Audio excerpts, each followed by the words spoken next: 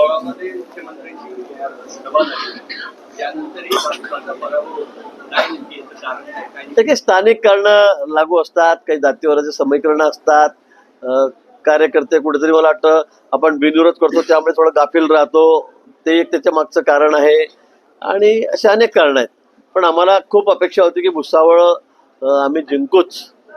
कुठेतरी आम्हाला असं हार पत्करावं असं वाटलं नव्हतं.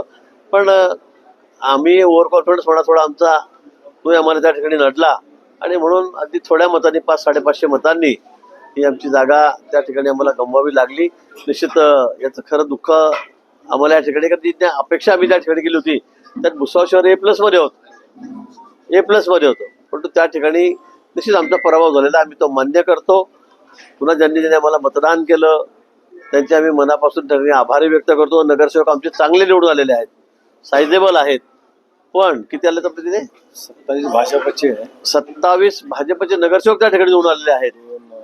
जे नगराध्यक्ष आले त्यांचे फक्त 2 नगरसेवक निवडून आलेले आहेत. त्यांचे 16 किती 16 आहेत नगराध्यक्षांचे? त्यांचे 16 आहे, आपले 27. त्यांचे महाआघाडी 16 लोक त्या ठिकाणी निवडून आलेले आहेत. त्यांच्या आघाडीमध्ये 16 लोक त्यांचे आलेले आहेत. आमचे 27 नगरसेवक त्या ठिकाणी निवडून आले आहेत, पण भाजपचे कमळावर. पण या ठिकाणी आम्ही निश्चित या गोष्टीचं आम्हाला दुःख आहे की नगराध्यक्ष आमचे 600 मतांनी फक्त जवळपास 550-600 मतांनी आमचा पराभव झालेला आहे ना. मी तो मान्य करतो.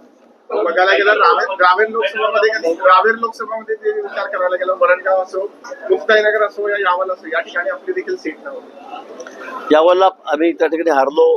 तिथे जातीय समीकरण थोडं धार्मिक समीकरण असं आहे की त्या ठिकाणी जिंकणं फार कठीण आहे.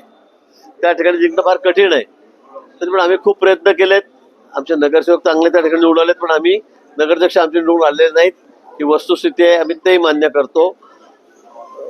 वरणगावमध्ये नगरसेवक आमचे चांगले आलेत. 21 पैकी 15 21 पैकी 15 नगरसेवक आमचे त्या ठिकाणी निवडून आलेले आहेत.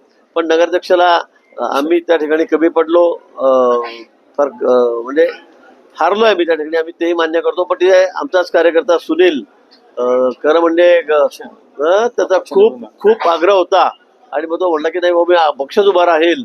मी त्याला खूप थांबवण्याचा प्रयत्न केला, पण तो म्हणजे मी तुमचाच आहे. तो उभा राहिला आणि तो त्या ठिकाणी लोकांनी त्याला कौल दिलेला आहे.